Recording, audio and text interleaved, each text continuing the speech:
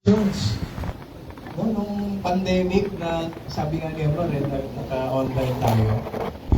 Change from those times hanggang nag-transition tayo sa parables. Kasi simula 2023 ay napansin ko parang ayaw nyo na makarinig ng tungkol sa judgment eh. Kasi tuwing mag-uusap na lang tayo buwan-buwan, dumidilim yung kalangitan, tapos babagsak yung mga tala eh. So, iba naman. Talinghaga naman at I really enjoyed going back at sa pamamagitan nun nagkaroon ako ng kalakasan na i-develop itong sermon na ito. And then, still excited, no? Bagamat siguro mukhang hindi pa ako malakas para i-deliver to, but I'm really excited to share this last parable sa aklat ng Luke. No, na-cover na natin itong kabuuan ng Lucas. And listening through those sermons, na panoorin ko yung sarili ko na nangangaral, ay sa totoo lang parang pinapakita sa akin ng Panginoon yung kanyang pagtrato sa akin. No, yung kanyang treatment sa akin. So, na-appreciate ko yun na sa pamamagitan nun pinalakas ako ng Panginoon. So, ang tema natin ngayong hapon ay it's all about how do we treat the Lord. Yan ang kabuuan ng ating pag-uusapan. Okay? Minsan, mindful tayo, paano tayo tinatrato ng Panginoon. And we often say, mabuti ang Diyos sa akin. No? Mabait ang Diyos sa akin. Pero dapat lakipan natin yun ng isa pang tanong. On the other hand, paano ko naman ba tinatrato ang Panginoon? Para balanse, no? Para balanse. So, yan naman ang kalakip na tanong natin pag-uusapan ngayon. So, let us pray. Sa hapong ito, nagpapasalamat kami sa mga narinig namin, sa pangarap mo sa SKK. Lord, we are really excited dahil naramdaman ko kanina habang nagpe-present si Amor that you are going to entrust us with large amounts of funds, Panginoon, at makakakita talaga kami ng financial hindi lang kasapatan kundi nag-uumapaw, talagang pag-uumapawin mo ang aming kakayahan, O Diyos, upang itaguyod ang inyong kaharian. And I'm so excited for that. Salamat po, Panginoon, sa ginagawa mo sa buhay namin, sa pagtrato mo sa amin, minamahal mo kami, binibigyan mo kami ng kapayapaan palagi. O Diyos, pinagagaling mo kami sa aming mga karamdaman. Napakabuti mo, Panginoon. And this is a good time, Lord, to say thank you sa inyo, Panginoon. Salamat sa mga tao na nagpapalakas din sa amin. At ngayong hapon, Lord, kausapin ninyo kami. Ang mga salitang ito ay mahulog sa mga pusong mataba, Panginoon, at ito ay maging isang binhi na tutubo at magbubunga sa aming buhay. Maraming salamat po, pagpalain yung inyong salita sa amin. Sa pangalan ni Jesus, lahat ay magsabi ng Amen. Tingin ko yung, wala akong PowerPoint, so pwede ba mag-connect? Luke 20, Lucas 20, kunin nyo yung mga Biblia, kunin nyo yung Bibles ninyo, but at the same time, sana makita natin dito. Luke 20, ang beginning verse 1. Beginning verse 1.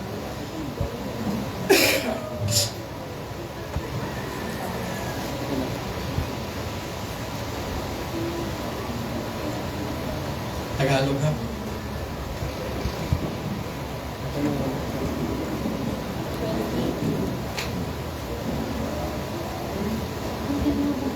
Nandiyan na kayo ha?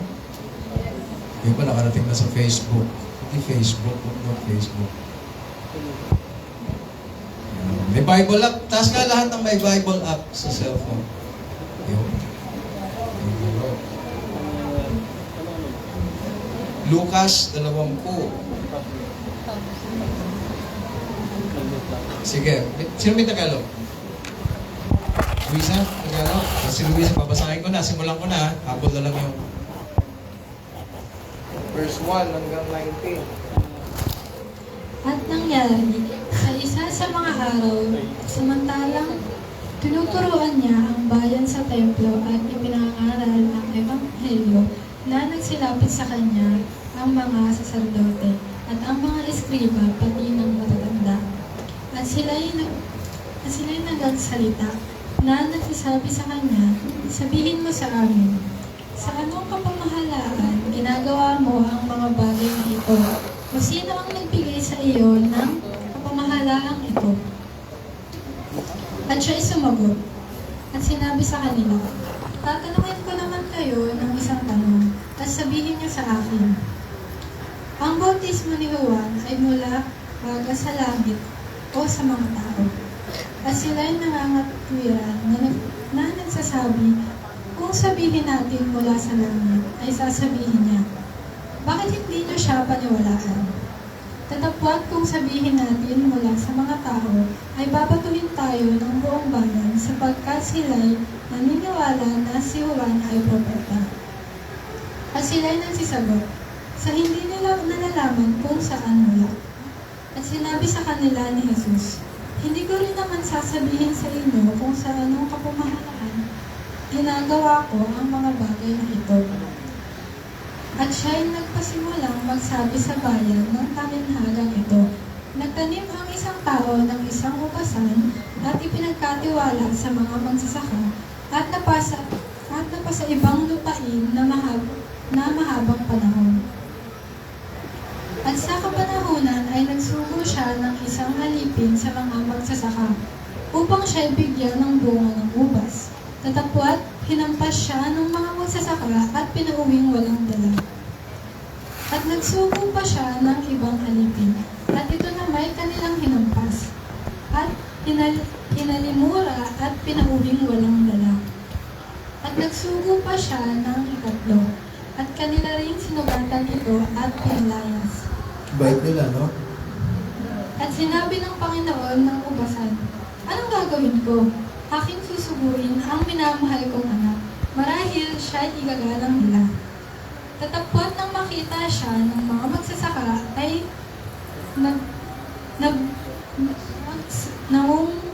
nangangsamusapan sila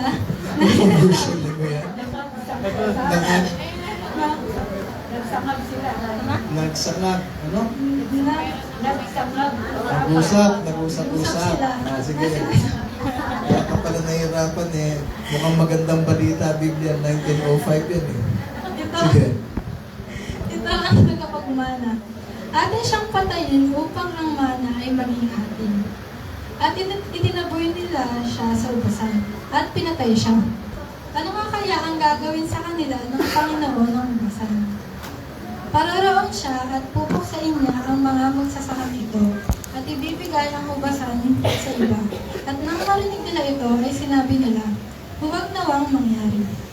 Tatapwat kanyang tinitigan sila at sinabi, ano nga ito na nasusulat? Ang batong itinakwil ng nangangatayo ng gusad ay siya rin ginawang pangulo sa panulog. Ang bawat mahulog sa ibabaw ng batong yaon ay madudurog. Tatapwat sino mang kanyang malapakan ay kanyang pangangalating gaya ng alaro. At pinagsisikapan siyang hulihin. Sige, 19 yan. Yan. Last verse. At pinagsisikapan siyang hulihin sa oras din yaon ng mga eskriba at ang mga pangulong saserdote. At sila'y natatakot sa bayan, sapagkat nahalata nila na sinabi niya ang palinhagang ito laban sa kanila. Yun. Na-feel nila na pinapakinggan ni Jesus dito. So yun na yun, ano? Yun yung talingaga. Na may-ari ng ubasan, tapos pinagkatiwalat sa mga magsasakang so, panahon ng ani, nagpadala siya ng isang alipin, hoping na magbibigay ng bahagi niya. Share lang naman kinukuha. Hindi naman niya yung lahat. Eh. Anong ginawa dun sa alipin? Binugbog. No? Isip ko, implement natin to sa SCA. Hindi, joke lang. Binugbog yung una. O, di nagpadala ng pangalawa. No? Kung kayo yung pangalawa, pag hindi kayo mga no? Ang taka doon. Alam mo, binugbog na yung nauna eh. O, yun na nga, di nga nagkamali. Medyo lumalala, napansin nyo? Yung una hiniya eh. Tapos yung pangalawa, hindi lang binugbog.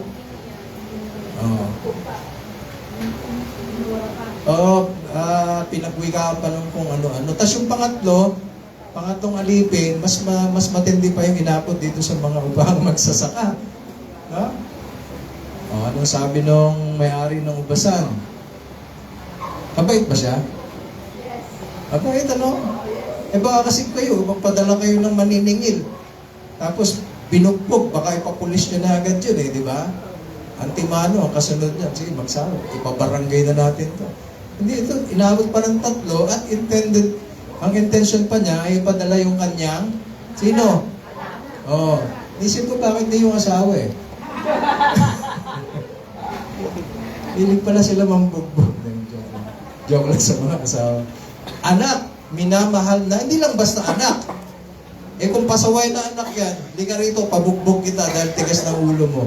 Hindi. Ito yung papadala ay minamahal na anak. Ano lang ginawa nila? Talagang malala, no? Hindi lang nila binugbog, hindi sila nasiyahan sila. So what? Ito yung talinghaga that we will struggle to study. No? Interesado ba kayo malaman anong ibig sabihin nito? Okay, so sa malapit na pagtatapos ng kwento ng aklat ng Lucas, we are now on chapter 20. 24 lang ang chapters ng Lucas. We find ourselves as readers faced with the question, anong gagawin ko kay Jesus?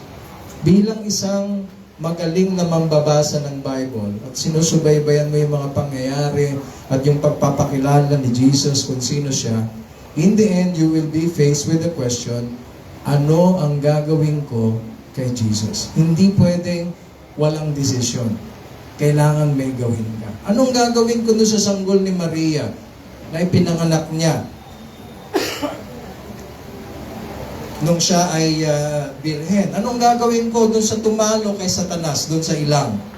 Anong gagawin ko sa nagsabing ang Espiritu ng Panginoon ay sumasa kanya at ang katuparan ng buong hula sa lumang tipan ng sinauna ay natupad na sa kanya?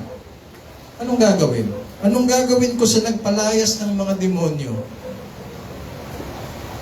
At sa mga mahimalang pagpapagaling na ginawa niya? In fact, bumuhay pa siya ng isang batang namatay, yung anak ni Jairus. Ano gagawin ko sa taong ito? Anong gagawin ko to sa nagpakain sa 5,000? Out of ilang pirasong isda at tinapay. Kaya lahat ng actions na ito ni Jesus ay humihingi ng desisyon. Ano gagawin mo kay Jesus? Ano gagawin ko sa nagsabing na parito siya upang hanapin at iligtas ang mga nawawala? Salita niya nung panahon ni Zacchaeus. Anong gagawin? Ano gagawin? Sige nga. Ano gagawin? Sigaw nyo 1, 2, 3, go! Ay, may iba. Okay. Sigaw nyo yung nasa isip nyo. Ano gagawin matapos ng lahat ng ito? Ano gagawin nyo kay Jesus? 1, 2, 3. Worship. Parang nandun lang yung Espiritu ng Diyos kumikilos. Banda rito medyo... Ulitin ko. Yung iba hanggang ngayon wala pang desisyon. Dapat may desisyon. Ano gagawin? Ulitin ko Sabihin nyo. Huwag kayong mahiya. Okay? Matapos ipakita na sa atin ang lahat ng ito, ano gagawin nyo kay Jesus? Sabihin nyo ng medyo malakas, kahit huwag nang isigaw. 1, 2, 3. Ayun. Hindi ko naintindihan. May sabihin ko.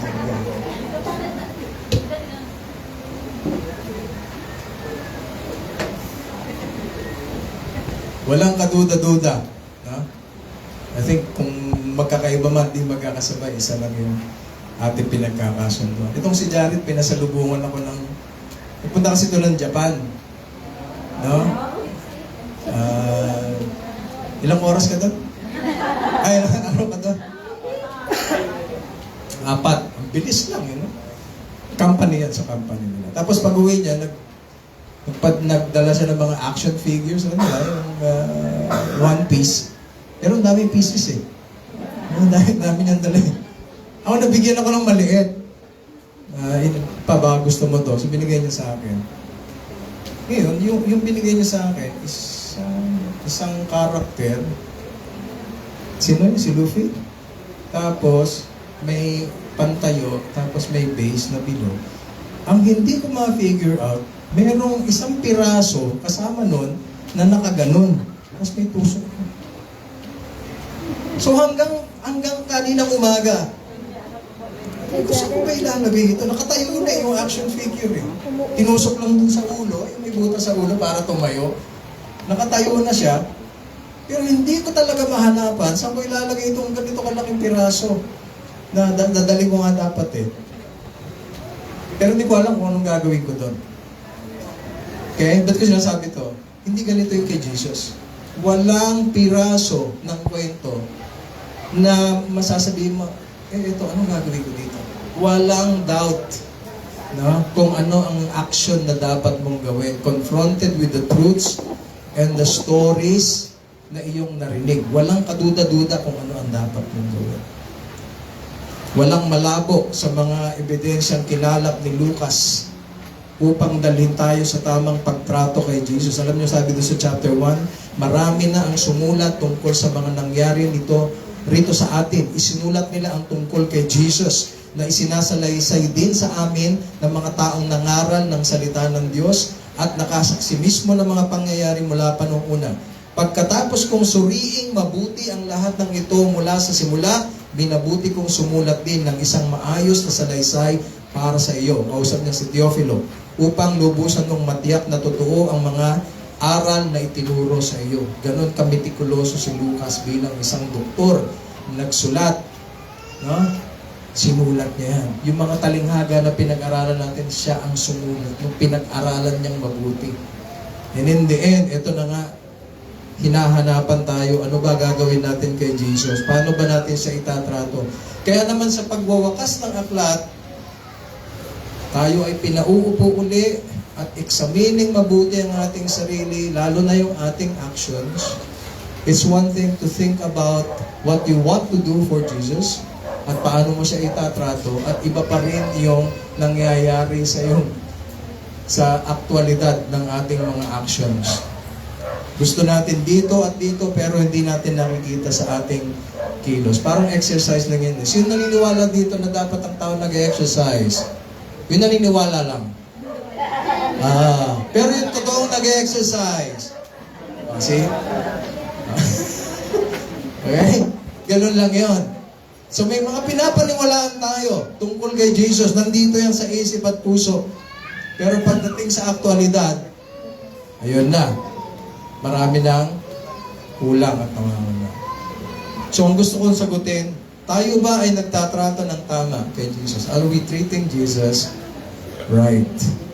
Tama ba ang pagtrato ko o pagtrato natin kay Jesus? What do we mean? Anong ibig sabihin ng tamang trato kay Jesus? Ito ang sinasagot sa atin ng talinghaga. Si Jesus, kinuwento niya yung talinghaga. Kung sa muli, titingnan natin yung verse 13. Sinasagot ng talinghaga, paano natin dapat itrato, paano natin dapat i-treat si Jesus.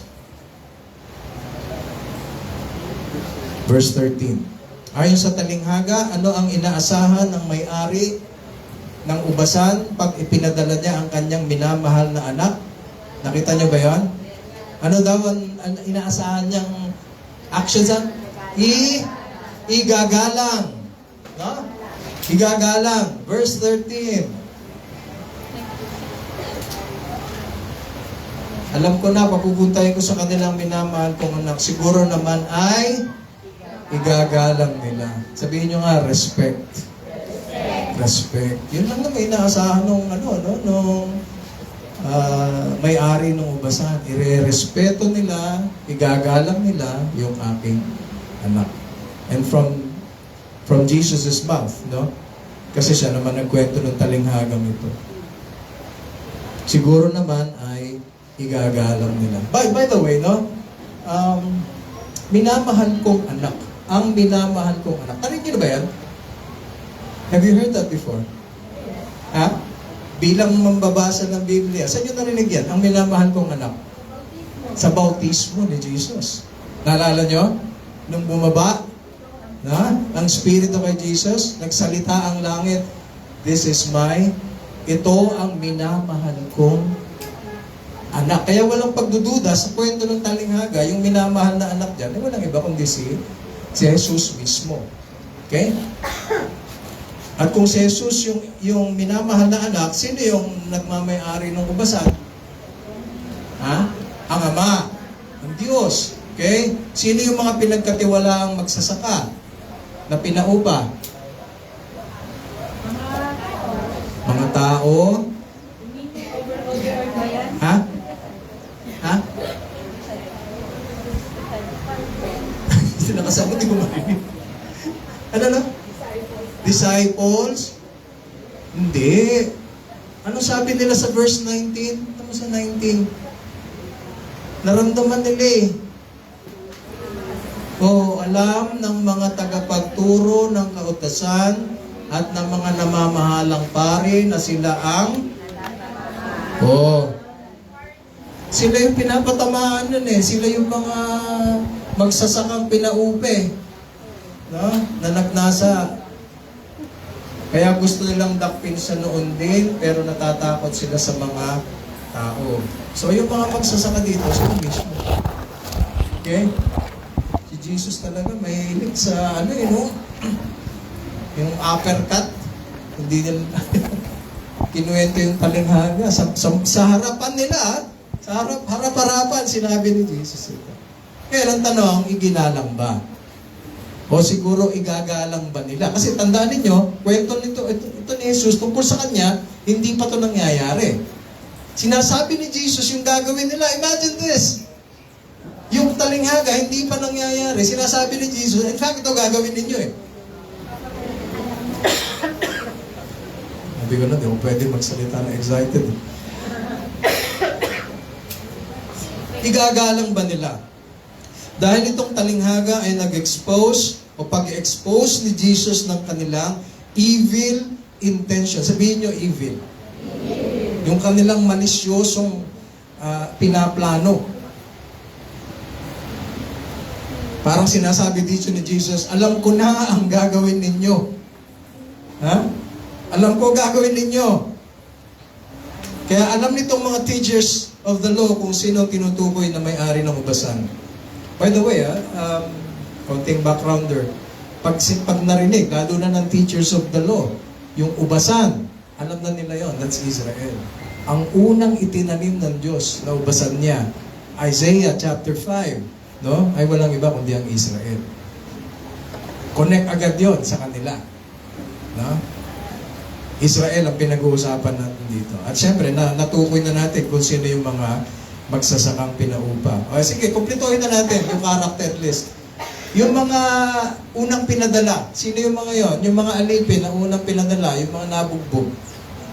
Sino yon? Mga propeta. Okay? Kasi bago pinadala yung anak, mga prophets muna ang nagpapaalala sa Israel ng kanilang covenant. No? Sila yung mga tagapagpaalala sa mga taong nakalimot ng kanilang sinumpaan sa Diyos. Bakit daw nila papatayin yung anak ng may-ari? Ito interesting to para sa akin. Dahil mali ba? Dahil hindi ba sila naniniwala na siya yung anak? Is that the reason? Isipin ninyo nung nabinabasa ko ito, pambira talaga itong mga to. Papatayin nila yung minamahal na anak, hindi dahil hindi sila baka na may padala eh. Hindi naman talaga yun yung anak. Hindi ganon. No? Walang pagdududa doon. Ang gusto nila, mapasakan nila yung ubasan. Eh, tinan nyo yung tema natin ng mga nakaraang pag-uusap, di ba? Mga pariseyo, mukhang pera. In fact, yung mga taong ito, they run the temple. Pag pinag-aralan mo yung kanilang ekonomiya at yung kanilang political system, malalaman mo na talagang malaki ang kinikita ng mga taong ito doon sa templo. Ngayon, atras kayo ng chapter 19. Atras tayo ng chapter 19, yung huling bahagi ng chapter 19. May ginawa si Jesus na hindi nila nagustuhan. Kaya nauwi sa ganito yung usapan eh. Pagmamalasakit ni Jesus sa templo, pagdating nila sa Jerusalem, pumunta si Jesus sa templo, ang ginawa niya? Oh, pinakailaman niya yung business nila ron eh. Itinaboy niya yung mga nagtitinda ron. Sinabi niya sa kanila, sinasabi ng Diyos sa kasulatan ng aking bahay ay bahay panalangin. Ngunit ginawa niyong pugad ng mga tulisan. Oh, ito yung okasyon, kaya nauwi yung pag-uusap dun sa gumawa ng statement si Jesus. Sa anong kapamahalaan ko ginagawa? Ang tao bang aming mga lamesa dito? Kaya nga, di ba? Sa unang pagkakato, makikita mo rito, naburimentado si Jesus, nagwala, no? Tinaob niya yung mga... bakit? So this is Jesus saying, alam ko na pinaplano ninyo. Now, isa bang, dahil gusto kong maging matalino tayong mambabasa. Pakinggan niyo yung language na ginamit ni Jesus para ibunyag yung kanilang evil plot. Anong sabi doon sa English? Come, let us kill him. Come, let us kill him. Yun ang sabi sa English. Ngayon, pag ni-research mo ang Bible at binalikan mo yung mga salita, come, let us. Ang unang occasion yan, ang Diyos, yung Trinity. Come, let us make man. Di ba? Ang Diyos na nagsasalita. Pero alam nyo, sumunod dyan, Genesis 11, ang sabi doon, come and let us make a name for ourselves. Yung mga nagtayo ng Torre ni Babel. Eto na, dito pa lang nagbibigay na ng clue kung gaano ka-evil ito. Kasi yung mga nagsalita dito, gagawa raw sila ng tore na makakarating sa langit. This is evil scheming talaga to. No? And they will make a name for themselves. Come, let us make a name for ourselves. Hindi na ang Diyos na nagsasabing, come, let us make man.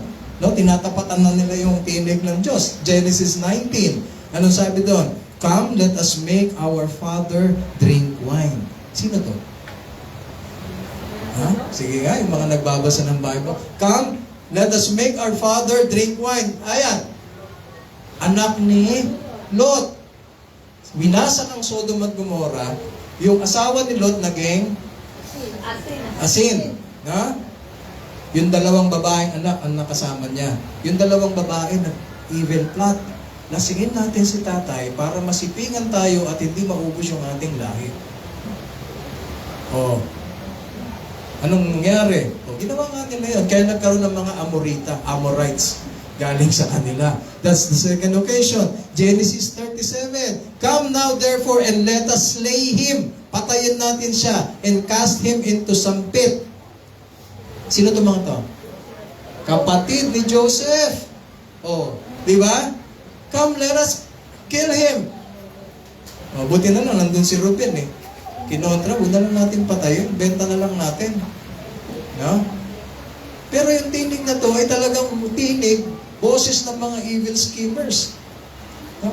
Come, let us... meron pa, last one. Exodus chapter 1. Come, let us deal wisely with them, lest they multiply.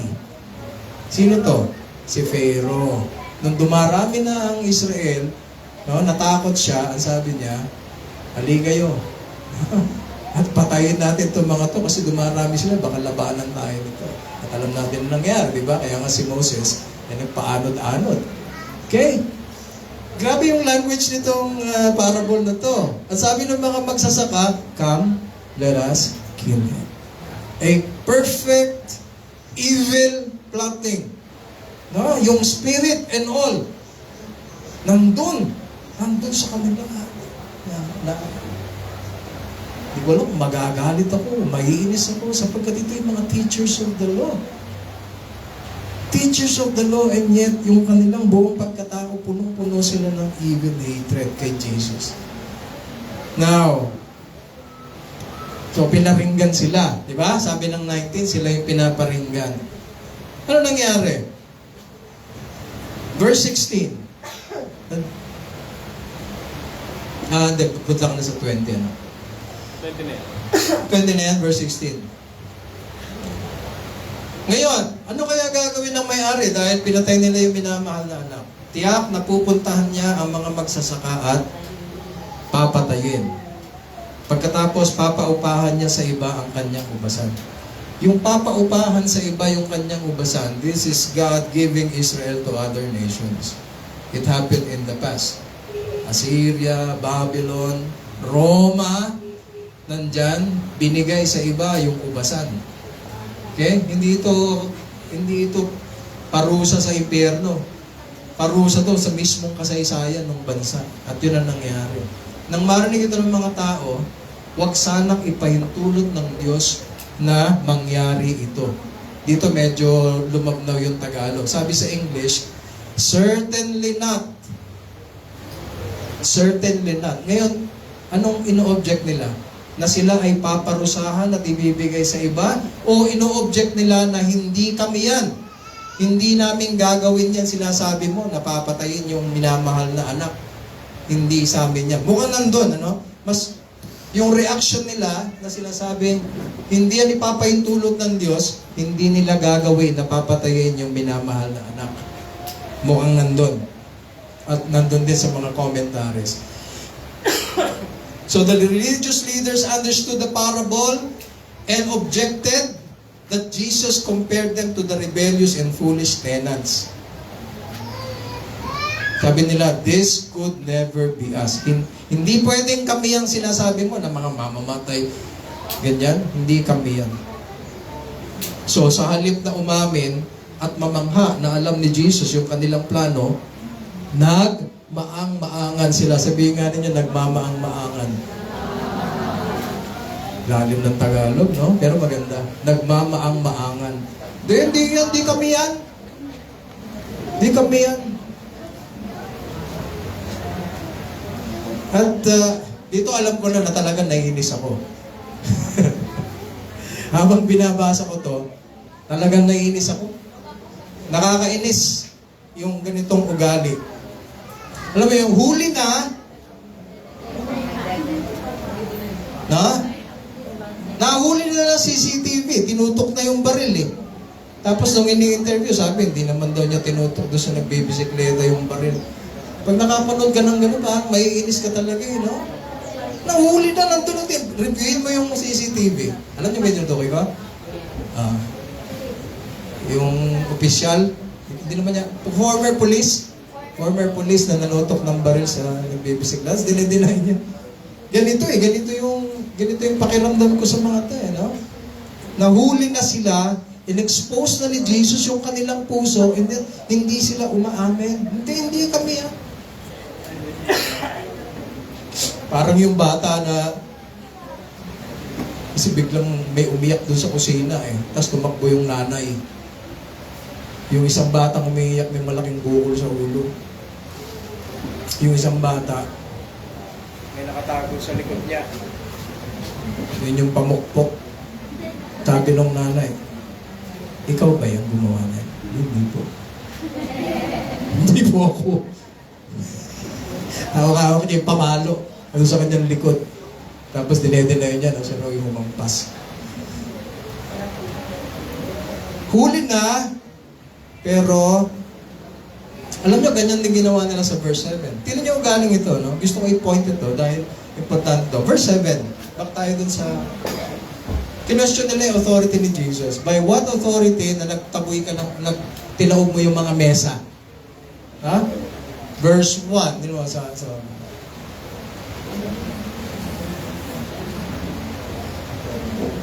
So, lumapit sa kanya yung mga namamahalang pari at tagapagturo. Sabi mo sa amin kung ano ang karapatan mo na gumawa na magtaob. Sino nagbigay siya ng otoridad? Jesus sinagot yung tanong ng tanong. Talino talaga ni Jesus. Sabi nga, matalino si Lord. Oo. Oh, binalik sa kanila yung tanong. Tatanungin ko rin kayo, sabihin nyo sa akin, kanino galing otoridad ni Juan para magbautismo? Sa Diyos o sa tao? At dito nahirapan si Luisa. Nangag-usap-usapan sila. Kung sasabihin natin mula sa Diyos, yari tayo. Kasi bakit hindi tayo naniwala kay John? Tama naman. Na? Pero kung sasabihin naman natin mula sa tao, anong kinakatakot nila? Babatuhin tayo ng mga tao dahil naniniwala silang si Juan ay propeta ng Diyos. Kaya, ito nakakainis, ang sabi nila, Hindi namin alam. hindi ba naman nakakainis talaga yan? Di ba nila alam o alam nila? Alam. Oo, kaya nga eh. Kaya nga nainis eh. Nainis talaga ako eh. Agis ko nga itong laptop ko eh. Nakakainis eh. Di ba? Alam naman eh. Bakit hindi inaamin? Nahuli na ni Jesus. And so they answered that they did not know where it came from. Makinig kayo sa akin. Ito, pakiusap ko. Para hindi ako mainis sa inyo. Ha? Gusto niyo ba mainis ako sa inyo? Ha? Makinig kayo mabuti. Ha? Ito, pakiusap ko sa inyo, parang awa na ninyo. Kung sinasabi mong mahalaga si Jesus sa iyo, make a stand. Ha? Pag sinasabi mong mahalaga siya, tumayo ka, tayuan mo yon. Ipakita mo sa akin, aminin mo ng buong buo na servant ka niya. Servant ako ni Lord. Hindi ko yung ipagkakaila. Ngayon, kung hindi naman talagang mahalaga si Jesus sa iyo, then, show it. Show the world that you don't love Him. Deny Him once and for all. Yan ang challenge ko sa inyo. Kasi kung hindi talagang mahal si Jesus, huwag na yung kunwari. Na? Huwag na tayong magkunwari. It's either mahal mo si Lord o hindi. And that's it. Ha? Kasi pag nakita mo sarili mo, hindi ko minamasin, may pag-asa ka. Ngayon kung lulukoyin mo sarili mo, na parang mahal mo naman si Lord, mas mahirap umalis doon eh. Ang hirap alisin ito. No? Mga taong alam ano ang dapat gawin, tapos sasabihin nila, hindi nila alam. So, yan ang pakiusap ko para hindi ako mainis inyo. Huwag kayong safe. Huwag ninyong lituhin ang inyong sarili. At huwag niyo akong lilituhin. Kasi baka maisip kong mahal nga ninyo si Lord. Ang ganda na lang. Baka masabihin. So, paano sila sinagot? Ito na, mabilis lang naman itong sermon na to. Paano sila sinagot? Verse 17 na ako. Verse 17. Sabi nila, hindi yan, hindi kami yan, Lord. Ako, maniwala ka, Panginoon. Certainly not. Hindi namin yan gagawin.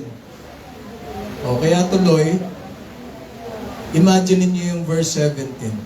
Tiningnan sila ni Jesus. Paano kaya sila tiningnan? Imagine niyo. Ganon? Nagulat si Jesus sa pinagsasabi nila. O yung tingin ni Jesus doon kay Peter, nung dinenay siya ng 3 times.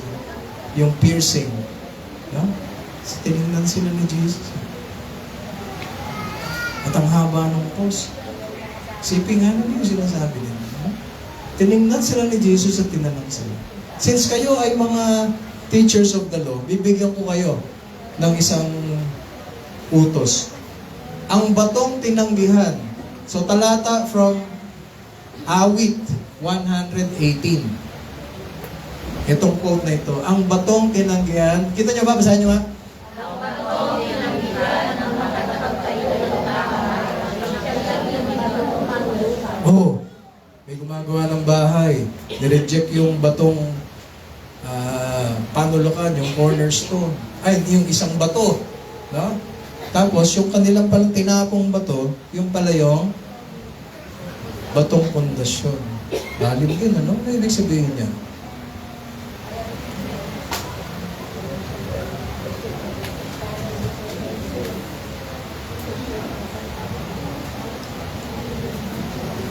Kung meron mang isang take dito sa quote ni Jesus from Psalms, yung salitang tinanggihan. Sabihin nga ninyo, reject. Na-reject na ba kayo? Ha? Have you been rejected? Mga lalaki dito? Salvi, ang lakas ng tao ni Salvi. Siguro marami ka na-reject, no? No? Na-reject na ba kayo? Oo daw, na-reject na. Mga babae, may ni-reject na ba kayo? Ha? Dami. Dami lang. Umupo na ba kayo para makinig sa pagrereklamo ng isang taong ni-reject?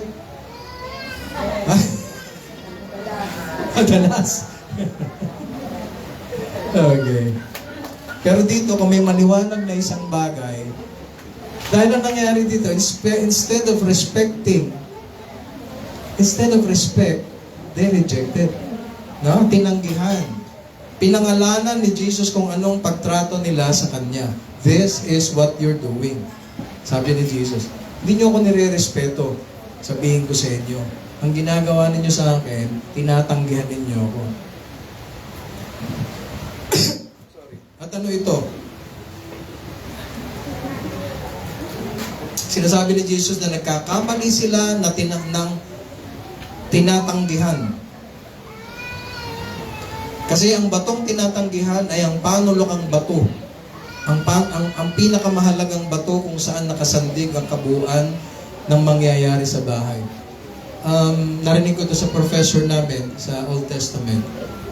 Yung panulokang bato, parang sa isang corner, no? Kung magtatayo ka ng bahay, unlike now, alam mo na sa may pupwesto yung mga poste. Di ba? Si Romy talagang nung sinimulan to, sabi niya, Pastor, ito ang mga poste. Sabi ko, di ba marami yan? Di ba sobrang dami naman yan? 16 na poste yata ito eh. No? Doon sa kanila, pag nagtayo ka, ang hahanapin mo una, yung corner stone. Okay? Yung panulokang bato. Yun ang unang ilalatag. Doon nakasandig yung buong bahay. Pag nagkamali ka doon, ewan ko lang ano maging itsura ng bahay mo. Kung magkamali ka, kung wala kang panulokang bato, ano itsura ng bahay mo? Okay? So, ang sinasabi dito, they have rejected the wrong stone. Yung batong pundasyon. At ito ay peak. Sabihin nga ninyo, peak. Climax. Climax na ito. Bakit climax? Yung mga prophets, tinanggihan. Ilang prophets, ilang beses tinanggihan? Mga propetang pinadala, tinanggihan. 3 beses. They rejected the prophets, Israel. Finally, God sends His Son. And they will kill Him. Ito na yung pinaka-climax ng kanilang rejection ng Diyos. Tingnan nyo ito, mga kapatid. Narating na ang pinakamalaking rejection ng Israel sa Diyos. They rejected His Son. At pansinin din natin, hindi may pagkakaila yung patience ng Diyos. Sabihin nga ng Diyos, patience. God is slow to anger. Mababasa nyo lagi yan. No? Kahit napakatigas ng ulo ng Israel, napadalang prophet, uulitin uli. Ganun ka talaga. Ngayon, isipin mo, mapagalit mo ang Diyos na mabagal magalit. Anong klaseng tao ka nun, di ba? Di ba? It tells about anong klaseng karakter merong Israel. Mapagalit mo ang God who is slow to anger.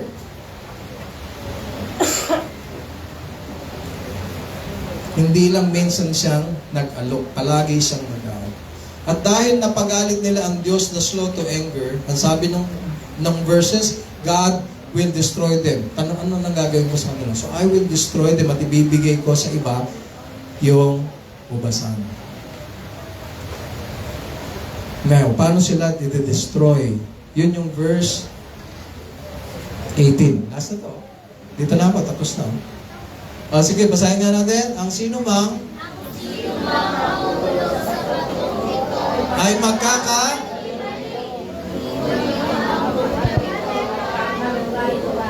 dapat ginawa din na magkakadurog-durog para rhyme, no? Pag nahulog ka doon sa batong panulukan, anong mangyayari? Magkakabali-bali. Ngunit pag nahulugan ka naman ng batong yun, sa'yo naman bumagsak, magkakadurog-durog. O alin ang gusto niyo dyan? Magkabali-bali o magkadurog-durog? Ha? Magkabali-bali na lang. Buti pa itong mga bata, mas madaling kausap eh. Eh, tagal niyo mag-desisyon eh. Sa kanila, okay na sa kanila magkabali-bali. Paano sila wawasakin? Paano sila wawasakin? God will destroy them, sabi. Sa pamamagitan mismo ng bato. Ha? Yung batong kanilang tinanggihan, wawasakin sila nun. Paano? O, yun na nga, nandun. Ang sino mang mahulog sa batong yun, magkakabali-bali. Yung mahulugan ng bato naman, magkakadurog-durog. Anong intindi niyo dyan? Walang masyadong option, no? Ano ba, pastor, ano ba ang option ko dyan? Pag tinanggihan ko si Jesus, dalawa lang yan eh. Ay, di magkabali-bali ka, magkadurog-durog ka. Ano gusto mo dyan? Ayan, oh. Tanggihan mo si Jesus, tinitiyak ng Bible, dalawa lang talaga kakalagyan mo. Magkakabali-bali ka, magkakadurog-durog ka. Sa English nga, matindi. Powder. Pupulbusin ka ni Lord, oh. Hindi pupulbusan, ha? Abay, ako anak eh. Dahil tinanggihan mo, pulbusan kita. Hindi pulbusan, pupulbusin ka. Nasaan na yung tumanggi sa akin dito? Ito na yung Lord, oh. Ito na siya. Alikabok na lang. Oh. Walang ititira. Grabe talaga to. Grabe, galit ng Panginoon dito sa bayan ito. Galitin mo ba naman yung God who is slow to anger? Alam niya na. Huwag niyong gagalitin si Lord. Kasi pag nagalit talaga sa inyo si Lord, ha? Matindi. Ha? Matindi.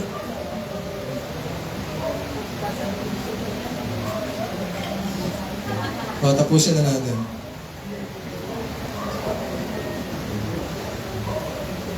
May isang interpretation na hindi ko ginamit. Kasi para sa akin, judgment talaga to. Either you fall on that rock, magkabali-bali ka, o yung rock na yun, bumagsak sa'yo, magkadurog-durog ka. That's it. That's the judgment. Pero may mga interpretation, sorry, dahil sa salitang ngunit, no? Baka raw iba yung unang meaning ng magkakabali-bali. Maganda rin naman. Pakinggan nyo, ha? Ang ibig sabihin doon ng magkakabali-bali, you will be broken. Okay? Either lumapit ka sa Diyos with a broken heart, with a broken spirit, kung ayaw mo magkadurog-durog. Parang mas maganda yata ang option yun, ano? Kasi ngunit eh, ang sino mang mahulog sa batong ito yung magkakabali-bali. You fall. Kapag, alam mo, pag nahulog ka talaga kay Jesus eh. Alam mo kung bakit? You will be broken. Lahat ng uri ng pride sa pagkatao mo, mawawala. Bali-bali ka talaga. Hindi pwedeng may pride kay Jesus. Yun yung isang interpretation. Yeah, mas okay na yon kesa naman mahulog sa iyo ang bato. At ikay madurog. Magkadurog-durog. Maganda rin yun, ano? At least may option ka din doon. Pero ang sinasabi doon, no? Pag kay Jesus ka nahulog, then lahat ng pagkatao talaga babaliin nila. Hindi pwede. Meron kang yung willful disobedience. Yan. Yung hindi ka masunurin. Yung mas mahalaga pa rin sa iyo yung sarili mo. Hindi pwede kayo. Okay, maganda rin. Ano mas gusto niyo? Gusto niyo ba yan? Yung interpretation na yan na magkabali-bali.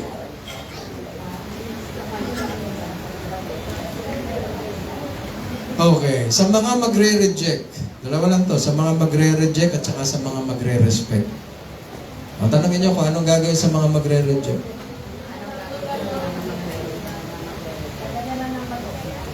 Mabuting paalala ito sa akin. Tabi-tabi po. Tabi po, tabi po.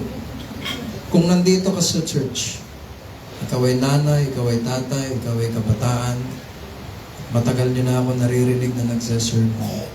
Lagi ka nakakarinig ng paanyaya at inaalok ka ng Panginoon na kilalanin ng kanyang authority sa buhay mo.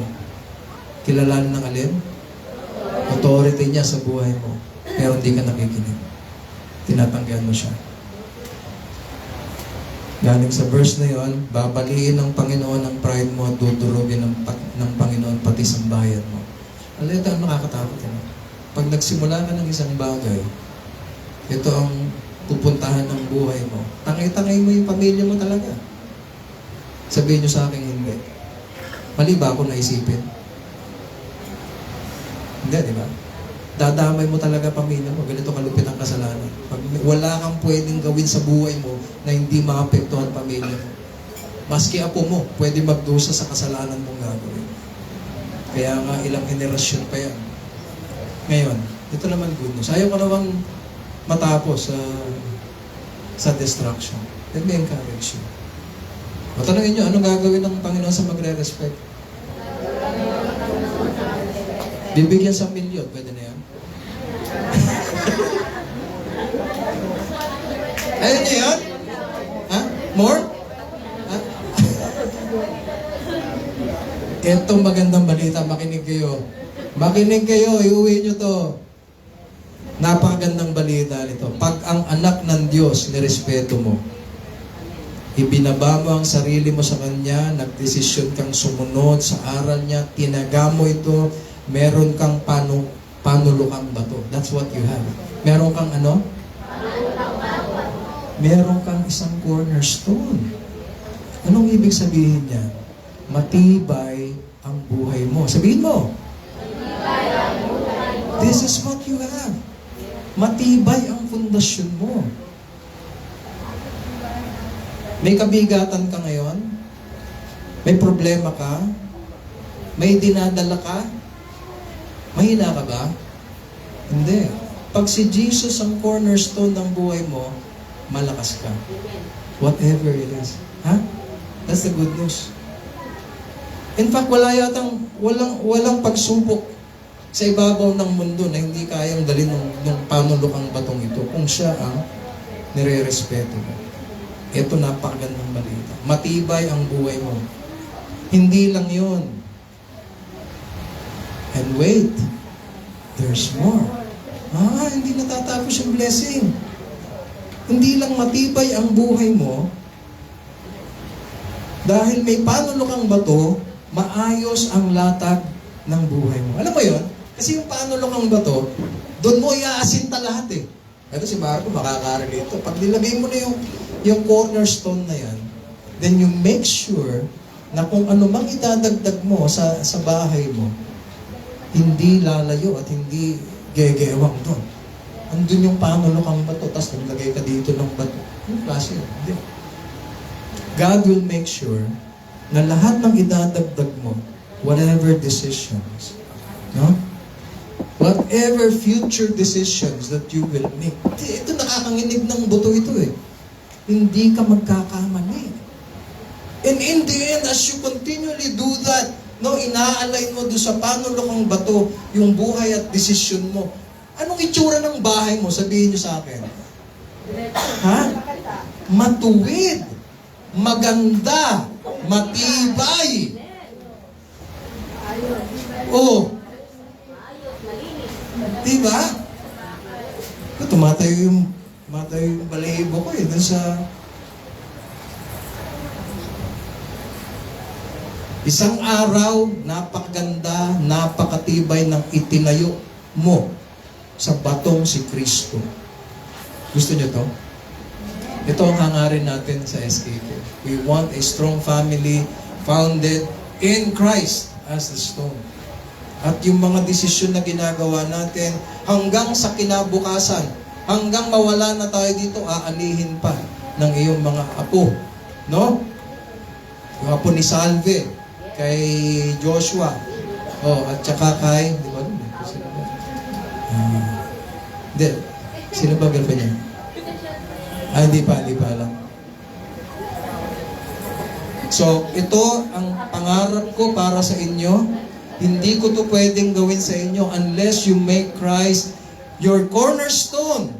Pag hindi mo to ginawa, I won't promise you anything. Kahit anong tulong bigay namin sa inyo, lalagpak at lalagpak yan. Kasi titiyakin ko, hindi yan naka-align.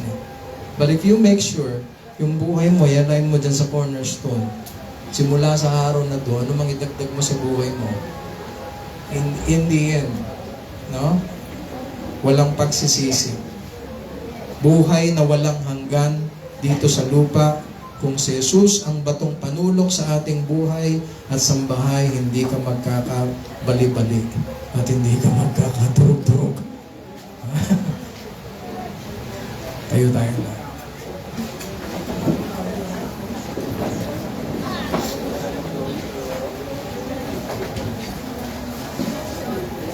Narito na ang tagumpay, ay narito na. Napakaganda ng mensahe ng awit, Panginoon. We can only say this dahil ikaw ang tunay na tibay ng buhay namin, Lord.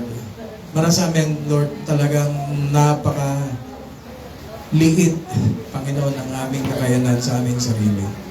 Mahina kami, madali kaming matakot, problema. But thank you, Lord, for reminding us kung kanino ba kami nakatayo.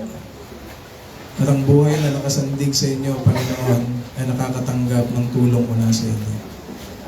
Maraming salamat po. Ang mga salitang ito, O Diyos, ay itanim mo sa aming puso na hindi kami magkakamali, na ikaw ay tanggihan. That we will not reject you. Sa halip ay respeto ka namin ng buong buhay namin. Lahat ay magsabi ng Amen, ha? Amen.